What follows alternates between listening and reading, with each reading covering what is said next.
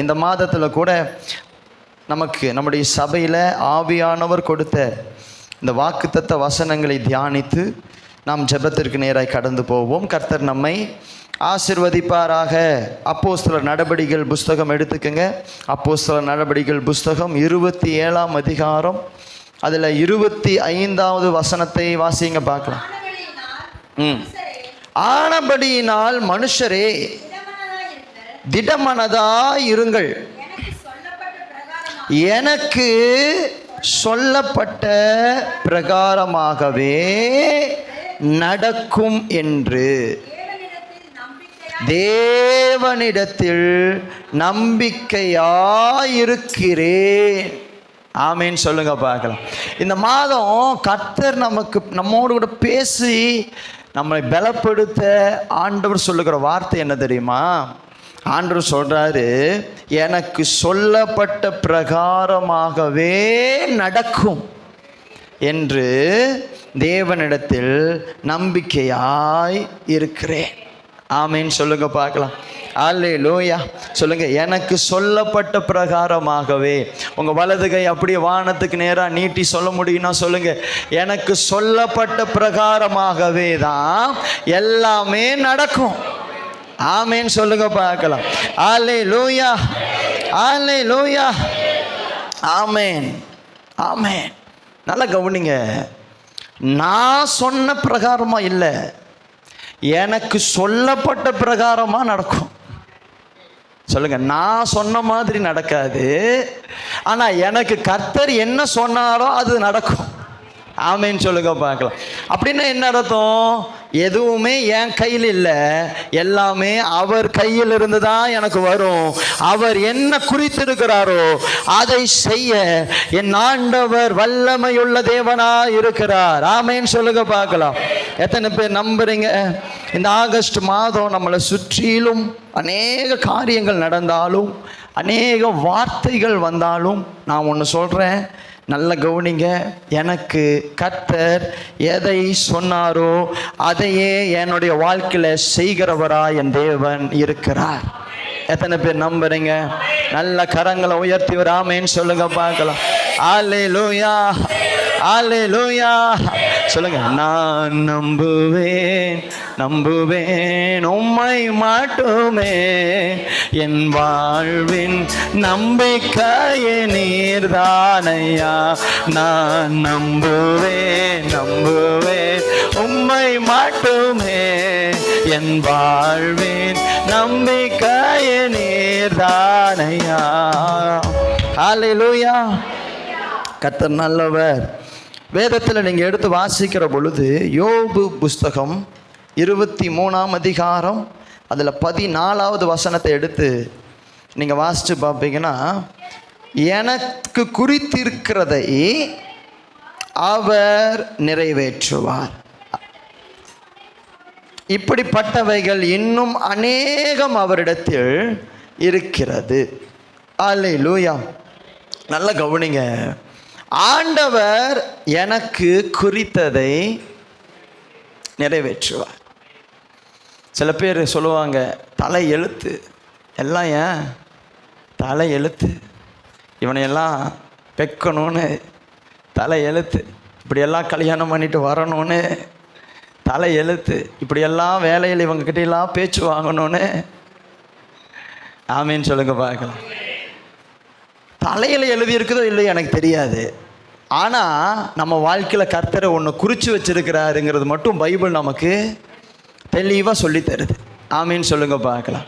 அல்லேலூயா. அவர் உங்கள் வாழ்க்கையிலையும் என் வாழ்க்கையிலையும் ஒன்று குறித்து வச்சிருக்கிறார். சொல்லுங்கள், குறித்து வச்சிருக்கிறார். என்னதான் அடம் பிடிச்சாலும் அவர் குறித்தது தான் நம்ம வாழ்க்கையில் நிறைவேறும். ஆமேன்னு சொல்லுங்க பார்க்கலாம். எத்தனை பேர் நம்புறீங்க? எத்தனை பேர் விசுவாசிக்கிறீங்க? அல்லேலூயா ஆமென். நமக்கு நேரம் இல்லாததுனால ஒரு சில காரியங்களை மாத்திரம் உங்ககிட்ட நான் பேச விரும்புகிறேன். நீங்கள் கவனமாய் கேளுங்கள். கர்த்தர் உங்களை ஆசீர்வதிப்பாராக. நல்லா கவனிங்க. யோசேப்புடைய வாழ்க்கையில் நீங்கள் நல்லா பார்ப்பீங்கன்னா, யோசேப்பு ஒரு சொப்பனம் பார்க்குறாரு.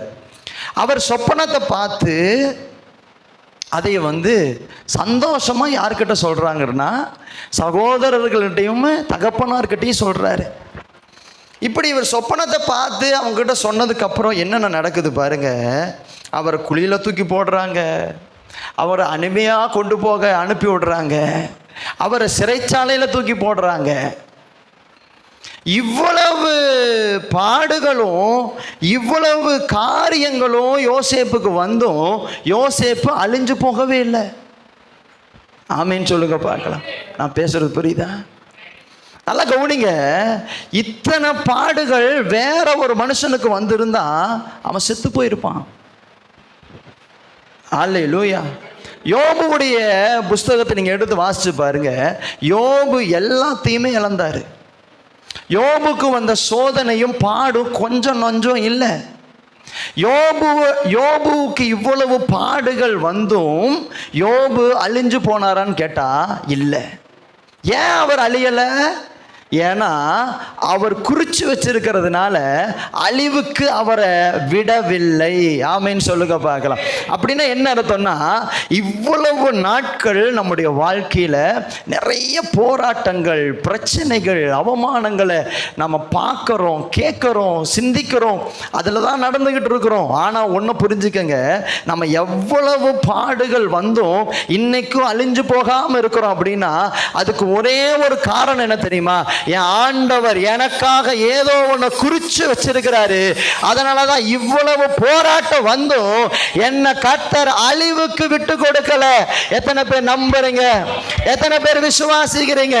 நம்புறவங்க சொல்லுங்க. நான் நம்புவேன், நம்புவேன் உம்மை மட்டுமே, என் வாழ்வின் நம்பிக்கையே நீர்தானையா. நான் நம்புவேன். எஸ், ஹல்லேலூயா. என் வாழ்வின் நம்பிக்கையே நீர்தானையா. ஆமென் சொல்லுங்க பார்க்கலாம். ஹல்லேலூயா, ஹல்லேலூயா. நமக்கு சொல்லப்பட்ட பிரகாரமாகவே நடக்கும். ஆமென் சொல்லுங்களேன். நீங்கள் வேதத்தில் அப்போஸ்தலர் புஸ்தகம் 27ஆம் அதிகாரத்தில் நீங்கள் வாசிக்கிற பொழுது 9வது வசனத்திலிருந்து அப்படியே வாசிக்க ஆரம்பிங்க பார்க்கலாம். வெகு காலம் சென்று உபவாச நாளும்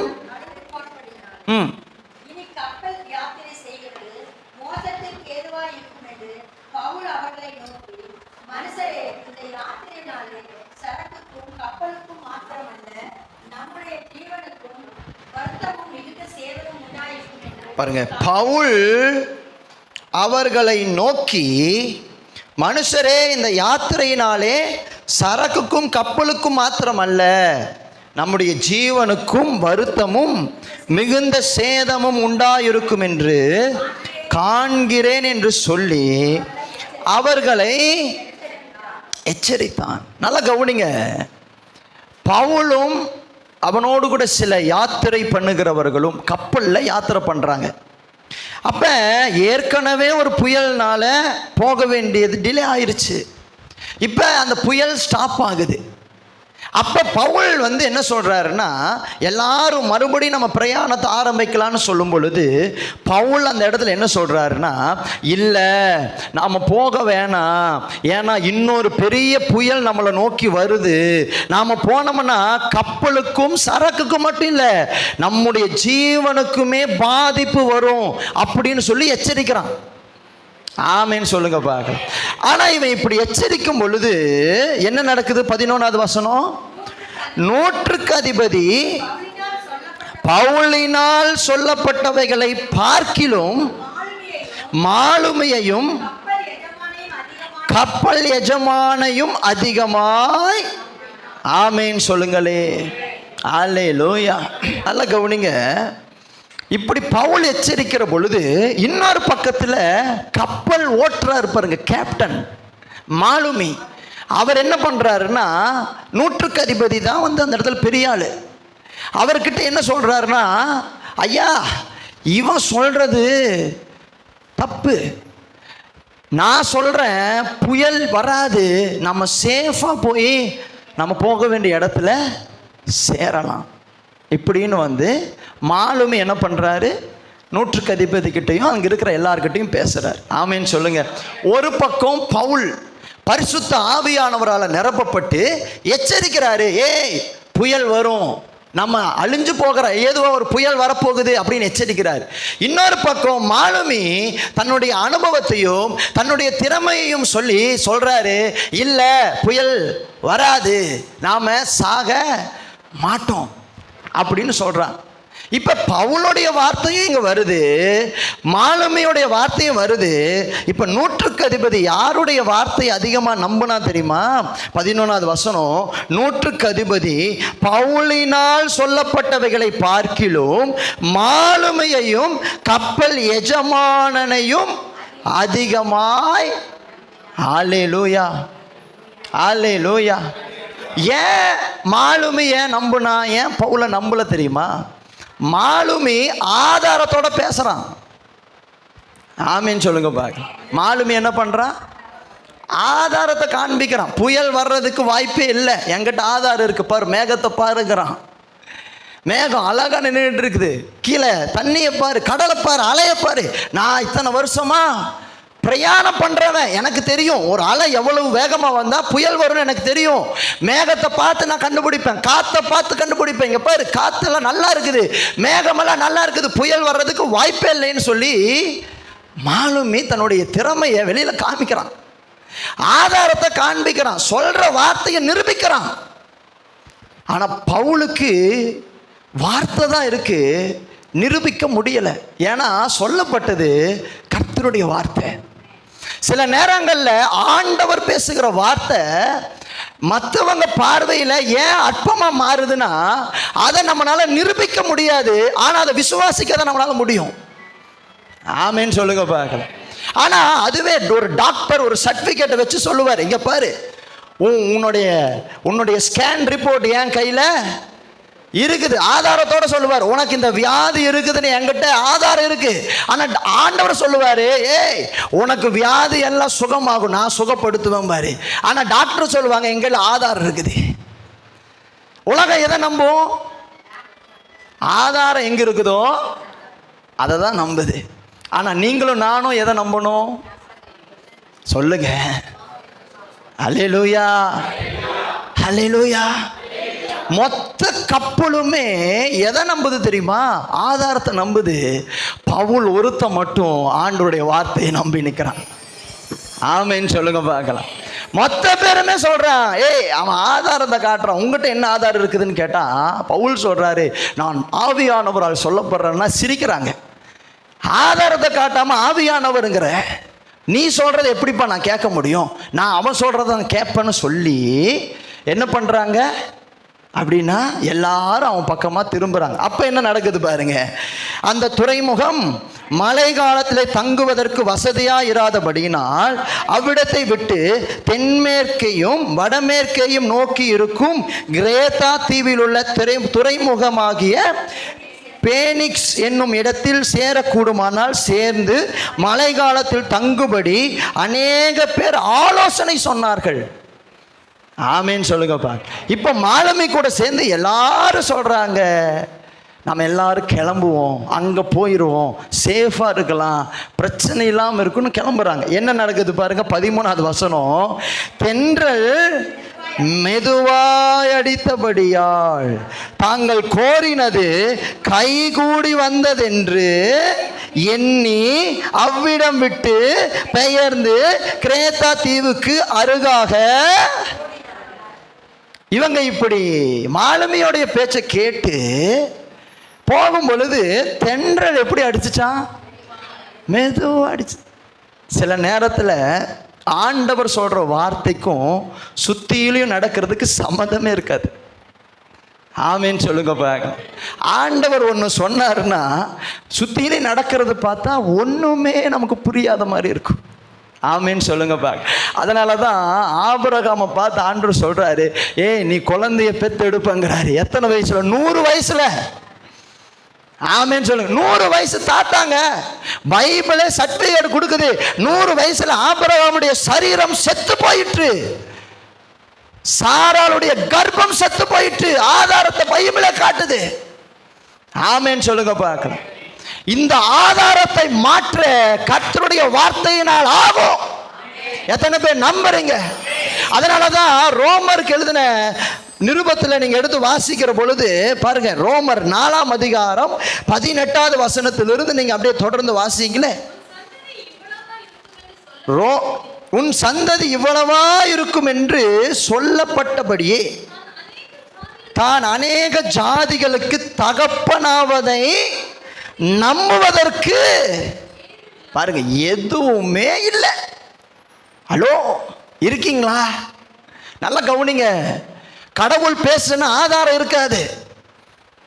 ஆமேன்னு சொல்லுங்க பார்க்கலாம். ஆண்டவர் ஆதாரத்தை காட்டுன்னு நம்ம கேட்க முடியாது. ஏன்னா கடவுள் பேசினாருன்னா ஒருவேளை ஆதாரம் இல்லாம இருக்கலாம், ஆனா சகலத்தையும் அதனுடைய வார்த்தை புதிதாக்கிறோம்.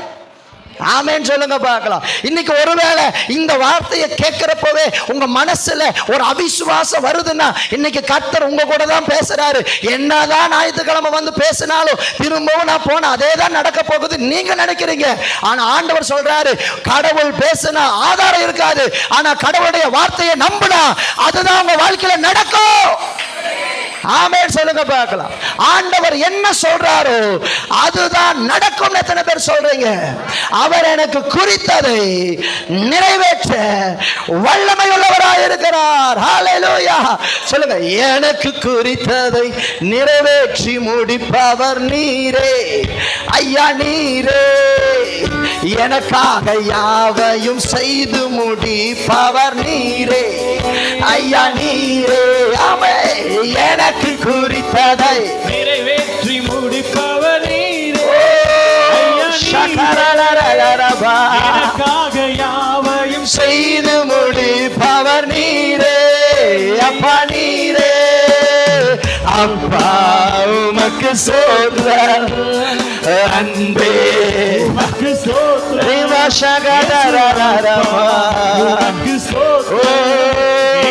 அன்பே உமக்கு ஸ்தோத்திரம். ஹல்லேலூயா. எல்லாரும் பவுலை அற்பமா பார்க்க ஆரம்பிச்சிட்டாங்க. ஏன் அற்பமா பார்க்க ஆரம்பிச்சிட்டாங்க தெரியுமா? பவுல் சொன்ன வார்த்தைக்கும் நடக்கிறதுக்கும் சம்மந்தமே இல்லை. ஆமேன்னு சொல்லுங்க பார்க்க. எத்தனை பேர் சொல்றீங்க? நம்ம கூட கர்த்தர் பேசின வார்த்தைக்கும் நம்ம வாழ்க்கையில் நடக்கிறதுக்கும் சம்மந்தமே இல்லாத இருக்கிறப்ப அத்தனை பேரும் நம்மளை அற்பமாக தான் பார்ப்பாங்க. ஆமேன்னு சொல்லுங்க பார்க்கலாம். அத்தனை பேருடைய கண்ணுக்கும் நம்ம அற்பமாக தான் தெரியும். அதான் பைபிள் சொல்லுது பாருங்க. அவர்கள் எல்லாரும் என்ன பண்ணாங்களாம்? தென்றல் மெதுவாய் அடிக்கிறது என்று கண்டு தாங்கள் சொன்னது கைகூடினது. ஆமேன்னு சொல்லுங்க பார்க்கலாம். கைகூடி வந்தது என்று எண்ணி அவ்விடம் விட்டு பெயர்ந்து கிரேத்தா தீவுக்கு அருகாக சந்தோஷமும் போறாங்க, சந்தோஷமா போறாங்க. ஆனா அங்க என்ன நடந்துச்சுன்னா அடுத்த வசனத்திலேயே நல்ல கவனிங்க. கொஞ்ச நேரத்திலே யூரோ கிளிதோன் என்னும் கடுங்காற்று அதில் மோதிற்று. கப்பல் அதில் அகப்பட்டு கொண்டு காற்றுக்கு எதிர்கொண்டு போக கூடாதபடியினால் காற்றின் போக்கிலே கொண்டு போகப்பட்டோம். ஆமேன்னு சொல்லுங்க பார்க்கலாம். ஆரம்பத்திலேயே பவுல் சொன்னாரு. என்ன சொன்னாரு? ஆவியானவர் சொல்றாரு, இந்த பிரயாணம் நமக்கு வேணாம். பவுல் சொன்னதை யாருமே கேட்கல, மாலுமி சொன்னதை கேட்டாங்க.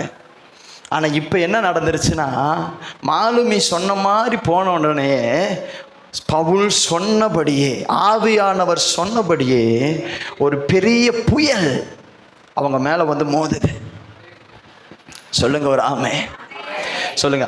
ஆண்டவருடைய வார்த்தைக்கு கீழ்ப்படியாமல் போனால் புயல்ல மாட்டிக்குவோம். சொல்லுங்க. நீங்கள் எல்லாரும் சேர்ந்து சொல்லணும் இந்த வார்த்தையை. சொல்லுங்க. ஆண்டவருடைய வார்த்தைக்கு கீழ்ப்படியாமல் போனா புயல்ல மாட்டிக்குவோம். பக்கத்தில் இருக்கிறவங்க கையை பிடிச்சு கூட இன்னொருக்கா சொல்லுங்க பார்க்கலாம்.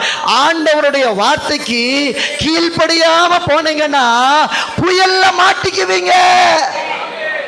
ஆமேன்னு சொல்லுங்க பார்க்கலாம். புயலில் மாட்டிக்கொள்ளுவோம். புயல்னா என்ன? அப்படி சமாதானமா போவோமா? என்ன அடுத்தது என்ன நடக்குன்னு தெரியாது. வருத்தம், வேதனை, தவிப்பு, கலக்கம், பயம், இருள், புயல்ல எல்லாமே இருக்கும். ஹலோ, இன்னைக்கு யாராச்சும் புயலில் மாட்டி இருக்கிறவங்க இருக்கிறீங்களா? யோனா ஆண்டவருடைய வார்த்தைக்கு கீழ்ப்படியாமல் போனான். ஆமேன்னு சொல்லுங்க பார்க்கலாம். யோனா ஆண்டவருடைய வார்த்தைக்கு கீழ்ப்படியாமல் போனவனுக்கு வந்துச்சு ஒரு பெரிய புயல். அதே தான் இன்னைக்கு ஆவியானவர் சொல்றாரு. ஏன் நம்ம வாழ்க்கையில திடீர்னு ஒரு புயல் வருதுன்னா, நீங்க ஆண்டவர் பேசியும் நீங்க ஆதாரத்தை நம்பி போயிட்டீங்க. ஆனா ஆண்டவர் சொல்றாரு, ஆண்டவர் பேசுறப்ப ஆதாரத்தை நம்பி போகாதீங்க, ஆண்டவரை நம்பி போங்க. அப்பொழுது ஆண்டவர் சொன்னதை நம்ம வாழ்க்கையில செய்ய அவர் வல்லமை உள்ளவராய் இருக்கிறாரே. ஹல்லேலூயா, ஹல்லேலூயா. சொல்லுங்க, அப்பா உமக்கு ஸ்தோத்திரம், அன்பே உமக்கு ஸ்தோத்திரம், இயேசு அப்பா உமக்கு ஸ்தோத்திரம். ஆமென். அன்பே உமக்கு ஸ்தோத்திரம். உம்மால் ஆகாத, உங்களுக்கு பெரிய நான் சத்தமா பாடுங்க பார்க்கலாம். உம்மால் ஆகாத காரியம் ஒன்றுமில்லை, உம்மால் ஆகாத காரியம். ஆமென். எல்லாமே உம்மாலாகும். அல்லேலூயா. எல்லாமே உம்மாலாகும். ஆகும், ஆகும், எல்லாம் ஆகும். உம்மாலே தான் எல்லாம் ஆகும். இயேசுவே ஆகும், எல்லாம் ஆகும். உம்மாலே தான். ஹல்லேலூயா, ஹல்லேலூயா. இப்ப புயல்ல மாட்டிக்கிட்டாங்க. ஏன் மாட்டிக்கிட்டாங்க? பவுல் பேச்சை கேட்காம போனதுனால. பவுல் பேச்சை கேட்காம மெதுவா தென்றல் அடிக்கிறப்ப பவுலை பார்த்து எல்லாரும் அற்பமா நினைச்சாங்க. இப்ப பவுல் கூட்ட ஆவியானவர் சொன்ன மாதிரியே புயல் வந்துருச்சு. இப்ப அற்பமா பார்த்தவங்கெல்லாம் பவுலை எப்படி பார்த்துருப்பாங்கன்னு நினைக்கிறீங்க? ஆமேன்னு சொல்லுங்க பார்க்கலாம். இப்ப தப்பிக்கிறதுக்கு ஒரே வழி யார் தெரியுமா? பவுல் தான். ஆமேன்னு சொல்லுங்க. பவுலுக்கு தான் நீ அடுத்து என்ன பண்ணணும்னு தெரியும், வேற யாருக்குமே. கப்பர் மாலுமையாவே இருந்தாலும் அடுத்தது என்ன பண்ணணும்னு தெரியாது. எல்லாம் அடைக்கப்பட்ட வாசல். ஆமேன்னு சொல்லுங்க பார்க்கலாம். அப்ப என்ன நடக்குது அப்படின்னு பார்த்தீங்கன்னா, நீங்க அந்த வசனத்தை எடுத்து 20வது வசனத்திலிருந்து வாசிங்களே. அநேக நாள் சூரியனாவது நட்சத்திரங்களையாவது காணப்படாமல் மிகுந்த பெருங்காற்றும் மழையும் அடித்து கொண்டிருந்தபடியினால் இனி தப்பி பிழைப்போம் என்னும் நம்பிக்கை முழுமையும் அற்று போயிற்று. அநேக நாள் அவர்கள் போஜனம் பண்ணாமல் இருந்தபோது பவுல் அவர்கள் நடுவிலே நின்று, மனுஷரே, இந்த வருத்தமும் சேதமும் வராதபடிக்கு என் சொல்லை கேட்டு கிரேத்தா தீவை விட்டு புறப்படாமல் இருக்க வேண்டியதா இருந்தது. ஆகிலும் திடமனதா இருங்கள் என்று உங்களுக்கு தைரியம் சொல்லுகிறேன். கப்பர் சேதமே அல்லாமல் உங்களில் ஒருவனுக்கும் பிரேன சேதம் வராது. ஏனென்றால் என்னை ஆட்கொண்டவரும் நான் சேவிக்கிறவருமான தேவனுடைய தூதனானவன் இந்த ராத்திரியில என்னிடத்தில் வந்து நின்று, பவுலே, பயப்படாதே, நீ ராயனுக்கு முன்பாக நிற்க வேண்டும். இதோ உன்னோடு கூட யாத்திரை பண்ணுகிற யாவரையும் தேவன் உனக்கு தயவு பண்ணினார் என்றான். ஆனபடியால் மனுஷரே, திடமனதா இருங்கள், எனக்கு சொல்லப்பட்ட பிரகாரமாகவே நடக்கும் என்று தேவனிடத்தில் நம்பிக்கையாயிருக்கிறேன். ஹல்லேலூயா. எத்தனை பேர் சொல்றீங்க? எத்தனை பேர் நம்புறீங்க? சொல்லுங்க. ஆகும், எல்லாம் ஆகும், உம்மாலேதான் எல்லாம் ஆகும். ஆகும், எல்லாம் ஆகும், உம்மாலேதான் எல்லாம் ஆகும். ஆமென். ஜீசஸ். நல்லா கவனிங்க. எல்லாரும் புயல்ல போராடுறாங்க. ஆமென் சொல்லுங்க பார்க்கலாம். புயல்னாலே என்ன? போராட வைக்குது. எல்லாரும் எங்க போராடிட்டு இருக்கிறாங்கன்னா, சமுத்திரத்தில் போராடுறாங்க. ஆனா எல்லாரும் சமுத்திரத்தில் போராடும் பொழுது பவுல் மட்டும் சமூகத்தில் போராடிட்டு இருக்கிறார். ஆமென் சொல்லுங்க பார்க்கலாம். சொல்லுங்க. சமுத்திரத்தில் போராடுறவங்க கூட்டம் அதிகம், சமூகத்தில் போராடுறவன் ஒரே ஒருத்தன்.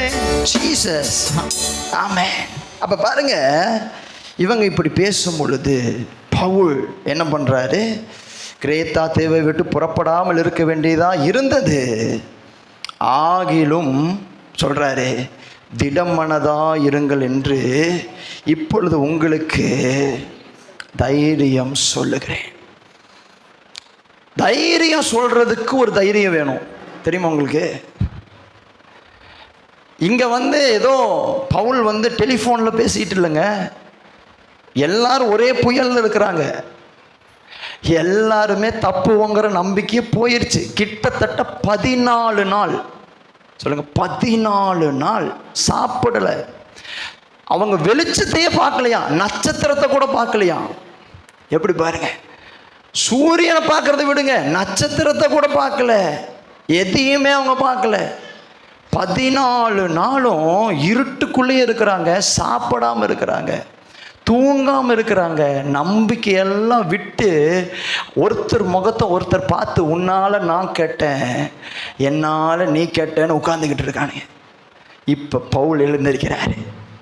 திடமனதா இருங்கள் மனுஷரே, திடமனதா இருங்கள் என்று சொல்லி அவர்களுக்கு தைரியம் சொல்லி, ஆமென். அடுத்தது சொல்றது பாருங்க, கற்பர் சேதமே அல்லாமல் உங்களில் ஒருவனுக்கும் பிராண சேதம் வராது.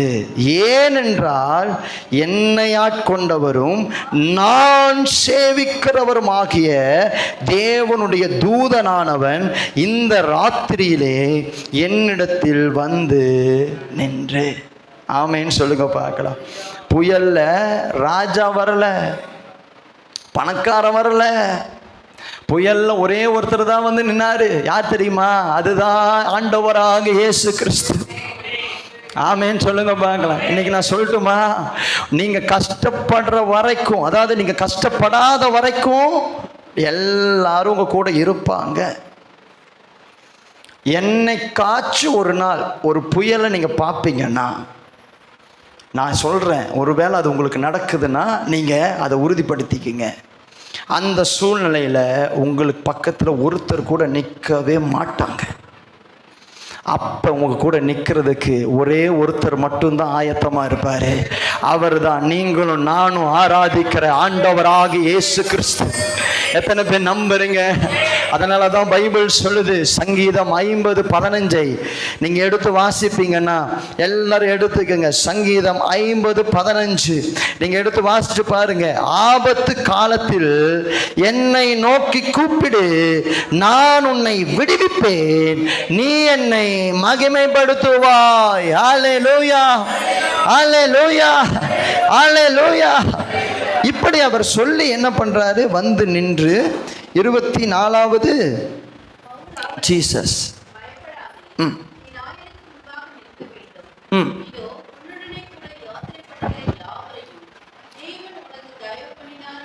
பாருங்க என்ன சொல்றான் அப்படின்னா, உன்னுடனே யாத்திரை பண்ணுகிற யாவரையும் தேவன் தயவு பண்ணார்னு சொல்ல, உனக்கு தயவு பண்ணினார். ஆமேன்னு சொல்லுங்க பார்க்கலாம். பவுலுக்காக கர்த்தர் எல்லாருக்கும் தயவு கொடுத்தாராம். கர்த்தரால பவுலை மட்டும் காப்பாற்றணும்னு நினைச்சா யோனாவை மாதிரி ஒரு பெரிய மீனை விழுங்க வச்சு கூட கூட்டிகிட்டு போயிருப்பார். இல்லையா ஒரு தேவதூதர்களை கொண்டு வந்து யோனாவை மட்டும் அந்த பவுலை மட்டும் தூக்கி கூட்டிகிட்டு போயிருப்பார். ஆனால் ஆண்டவர் என்ன பண்ணுறாருன்னு பார்த்தீங்கன்னா, பவுல்கிட்ட சொல்கிறாரு, உன் நிமித்தம் அவங்களுக்கு நான் தயவு பண்ணுறேன். அப்படின்னு என்ன அர்த்தம் தெரியுமா? பவுல் ஜெபிக்கிற ஒரு மனுஷனாக இருந்ததுனால, பவுலுடைய ஜெபத்தினால அத்தனை பேர்த்துக்கும் தயவு கிடச்சிச்சான். சிஸ்டர் பிரதர் நல்லா கவனிங்க. 100க்கு அதிபதினா யார் தெரியுமா? நல்லா கவனிங்க. 100க்கு அதிபதிங்கிறவன் அந்த காலத்தில் பெரிய பணக்காரன்.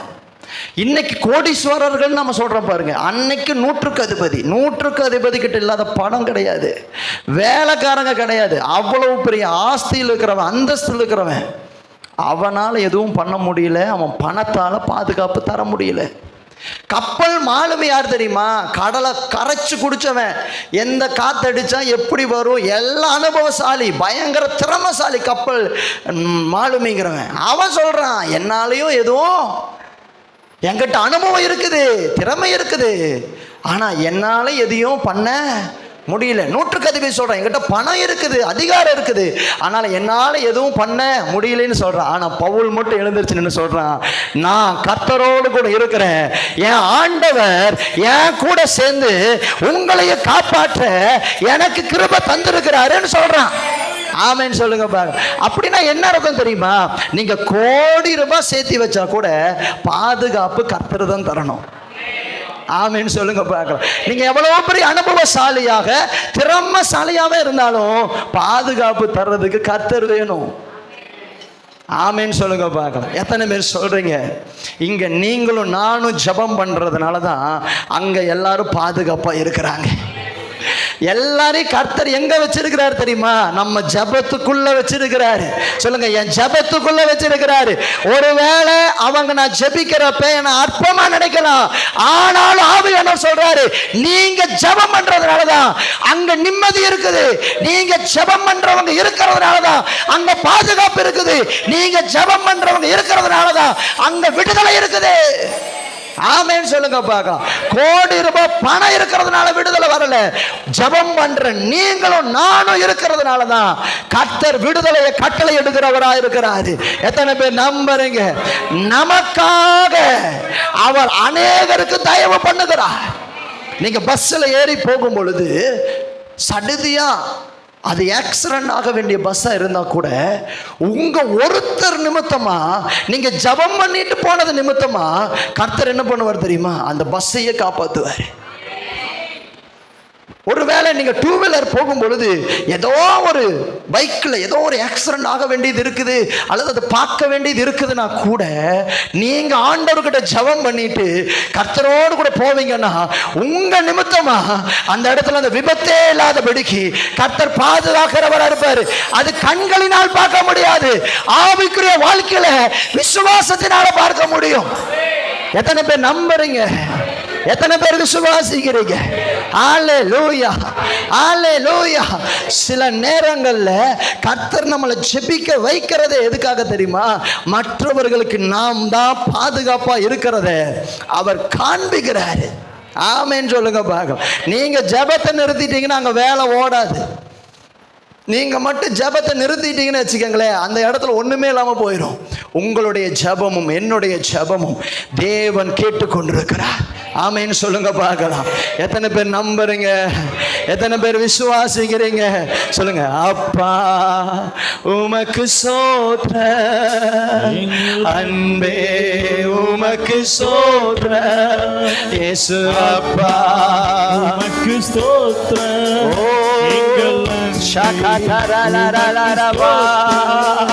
உம்மலாகாத காரியம் ஒன்றுமில்லை, உம்மலாகாத காரியம் ஒன்றுமில்லை, உம்மலாகாத காரியம் ஒன்றுமில்லை, எல்லாமே உம்மாலாகும். ஹல்லேலூயா, எல்லாமே உம்மாலாகும். ஹல்லேலூயா.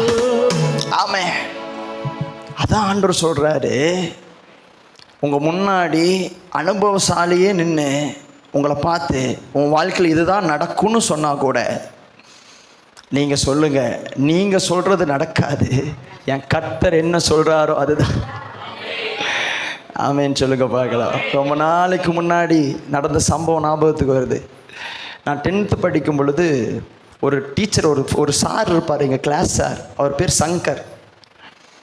அவர் ஒரு தீர்க்கதரிசி மாதிரி. எப்படின்னா, அவர் கடைசி முடிவில் இவன்லாம் பாஸ் ஆவான், இவன்லாம் ஃபெயில் ஆயிடுவான்னு தீர்க்க தரிசனமாக சொல்லிடுவார். சொன்னால் அப்படியே நடக்கும். எத்தனையோ வருஷமாக நடக்குது. அவர் கிளாஸில் நானும் போகிறேன். ஆமேன்னு சொல்லுங்க பார்க்கல.